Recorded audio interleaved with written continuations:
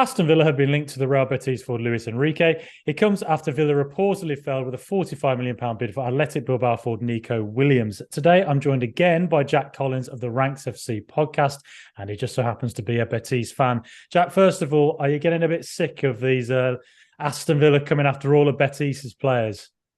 Yeah, I mean, can you leave us alone? We're not going to be players left at the end of the window by this rate. I mean, look, it's one of those where obviously Unai Emery's recent knowledge has been within La Liga. So you're going to expect him to start to pick out players that he thinks are attainable. Betis had their own share of financial troubles over the course of the summer, registrations, a few levers being pulled, in many ways, a little bit of a mini Barcelona, but with nowhere near the kind of financial catastrophe that could lie on the other end. But Betis have had to sell in order to bring players in. So I can see why he's attacking this market in a little bit. You know, it makes sense for Emery to be picking up players from these kind of sort of, I wouldn't say mid-level, but high mid-level La Liga clubs. You know, there have been links with players back from his old stomping ground at Villarreal. There have been links to players at Betis. I would imagine you might see a couple coming, you know, as you mentioned, the Nico Williams one at Athletic Club.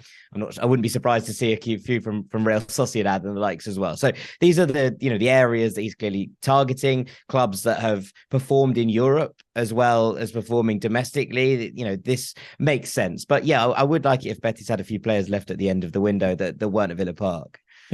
Right. Well, one player who has been linked then is Luiz Henrique, as mentioned. I don't think he's been at Betis too long. So are you able to just give us a little bit of insight on who he is and why Villa might want him?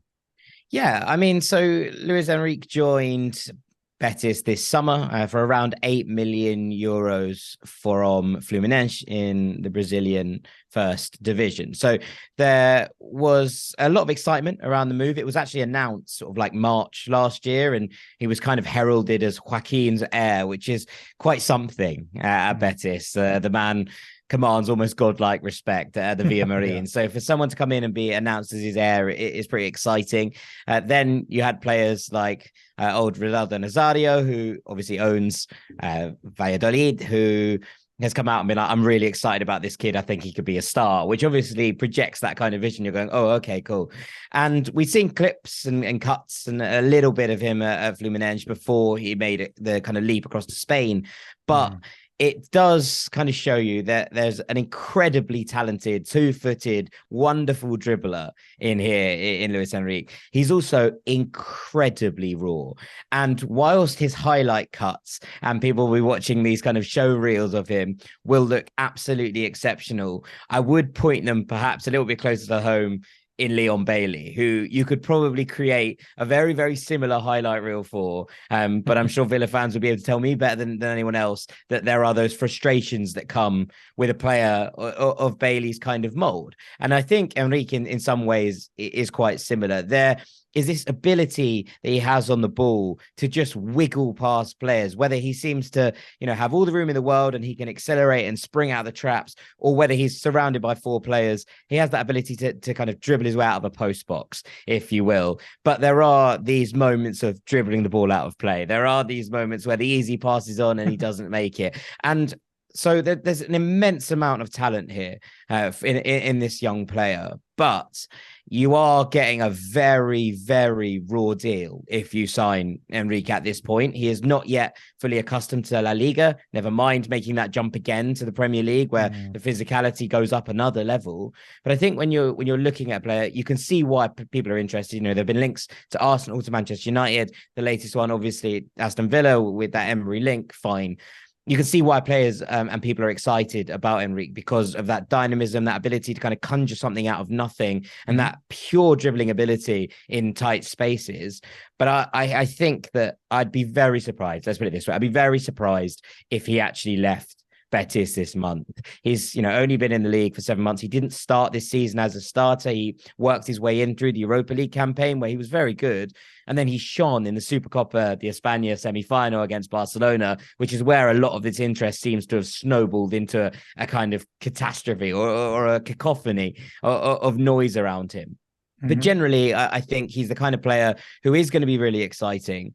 But at the kind of fees that Betis look like they're talking about, and I've seen reports recently that the fee that Betis would want at this point is around the 60 million euro mark. I don't think Luiz Henrique is a 60 million euro footballer at this point in his career. I think he has the potential to be there and even further. There are moments of him where you look and you go, right, you have that skill set at times, especially with the ball at feet, that other Brazilians who've come into La Liga, Vinicius Jr., for example, has. There are sparks of that. And obviously what Vinicius is worth now, if you'd signed him for 60 million, you could send him on for 100 and 150, you're making a huge profit. But I don't think he's anywhere near the finished product that you would pay that kind of money for right now. Okay. And, you know, you look at sort of Villa's forward line, Ollie Watkins and Leon Bailey are pretty much all we have right now, considering that Danny Ings has gone to West Ham. And John Duran as well, actually, we've signed from the MLS. But, you know, do you think Henrique, what do you think he'd sort of bring into that forward line that the other two don't? I mean, you sort of compared him to Leon Bailey there. Is he quite different to Bailey as well? Yeah, they're not the same player. I think that comparison is very much the frustrations and the highlight reel talk. He is a winger. And so I suppose in terms of actually what Villa have in these wide areas, he would bring something different to the table. And I think it's interesting. You mentioned obviously at the top that link to Nico Williams.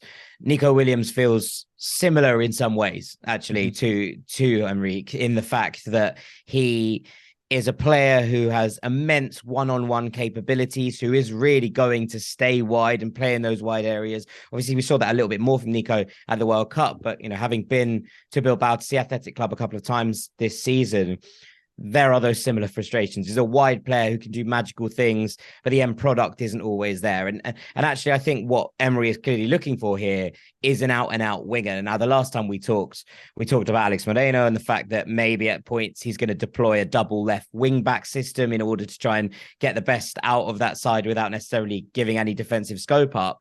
I think what Emery is probably looking for here is a very different type or a very different mold of player. And the reason I think that he's kind of come away from the Arnaut Danjuma thing, you know, a player he obviously knew well, and it kind of felt like Villa would have had first dibs if they wanted Danjuma. And he said, he's not the kind of player I'm looking for. And I think that's interesting because what Danjuma has been for Emery is this kind of striker that's not a striker, and he's played in that front two in the kind of Leon Bailey mold. That's a more of a comparison, I think, in what that is. Whereas I think you'd be looking at Henrique here or Nico Williams as an out-and-out winger who's going to give you that width in situations where you need to break down a team defending deep. And so that's what I think Emery's looking for. But I think if he was to go to Villa, it would be as a wide player rather than one of the two in the forward line. Okay, and so they're both players with significant dribbling ability. Yes. And I guess you could also compare that to Gerard Deulofeu, who seems to be another link that doesn't seem to be going away, a bit like Matteo Guendouzi at Marseille. But I think Deulofeu probably is more comparable to Williams and to Henrique just for that dribbling ability alone. Yeah. I guess... you know, Henrique himself, or sort of Williams, you know, at £45 million as an offer, it does show that Villa, the board, are fully backing Unai Emery. Do you think £45 million do you think Williams is worth that amount? So there's a real thing with Athletic Club in that because they have a pool of players to select from, which is smaller than most clubs, they only recruit from the Basque region. They basically have a very, very limited supply of footballers. So when they slap price tags on players, and obviously by Spanish law, every player has to have a release clause in La Liga, they put them at a level that they go, if you want to come in and pay for a player, you find it quite often that Athletic don't negotiate. We saw it with Kepa Arrizabalaga for Chelsea. Mm-hmm. We've seen, you know, bids come in for Nico's brother Iñaki, where the release clause has just not been met. And Athletic has gone, absolutely not. We're not doing that. The same was, you know, for Aymeric Laporte, who went to Manchester City. They met the release clause and Athletic sell. So that's where Athletic's kind of head is. They can't spend all this money. So it doesn't make sense for them to be selling at lower prices than what they think a player is worth. Now, is Nico Williams worth £45 million? Probably not. He's probably still a little bit too raw for me, in the same kind of mold as Henrique. But with Athletic, is he worth £45 million to Athletic? Probably, because it's so hard to bring in a replacement when the pool is so small. So I think that's what it is. And I think similarly for Betis, obviously they don't have the same recruitment policy, etc., etc. they've brought in Henrique for 8 million euros last summer. They know that at some point that fee is going to be a big one when he's sold. So they've gone, okay, he's 60 million euros right now. If Villa pay that, then I think Betis will sell. But I can't see Emery sanctioning that kind of money. And if he does, then fair play. It's a gamble, and I hope it pays off. But I can't see them sanctioning a player on someone who's spent 6 months in La Liga, who hasn't really become the refined full package that I think he will eventually become, and who right now I think fans would be quite frustrated by in long bursts. Moments of magic, sure, but also those frustrations that permeate his game right now. It feels like a massive gamble and a massive payout on someone who might never reach that level of potential. You're kind of paying top whack for what he might become worth. Right. And I think that's a huge gamble on a player who's only been, in Europe for 6 months. Right. Okay. And, Williams and Henrique are both very much in their early 20s. And the fact Villa are targeting two players like that who are somewhat raw would also suggest to me that there may have been a sea change in how the transfers work at Villa now. Though Alex Moreno is 29, I think, and a bit older. But perhaps looking for players that they will have a resale value at some point in the future. But no, Jack, that insight's been great. And also, I wanted to mention that you came on and you spoke about Alex Moreno. He's played 2 games for us. He's really impressed. He grew into the game on his debut. Thrown in after 15 minutes after an injury to Luca Dean, and everything you said about him. You saw it all in the game. He looked a bit like a winger. He looked like someone who could play, ahead of Luca Dean as well. And then his, on occasion got skinned.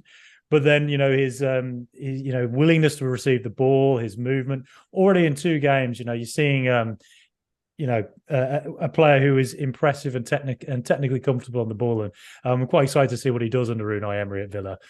But, I also wanted to ask you, you're part of the Ranks FC podcast, and we've mentioned Athletic Bilbao, and you have just released a documentary about them, I believe. Yeah, it is a lovely time to start talking about Nico Williams. Just as kind of an aside, I think the thing you'd be looking at paying 45 for Nico as opposed to maybe not paying 60 for Henrique, not necessarily because their ceilings are all that different, I don't think, but Nico Williams has been part of this Athletic squad for a year and a half, 2 years now. He feels far more as a settled player, went to the World Cup with Spain.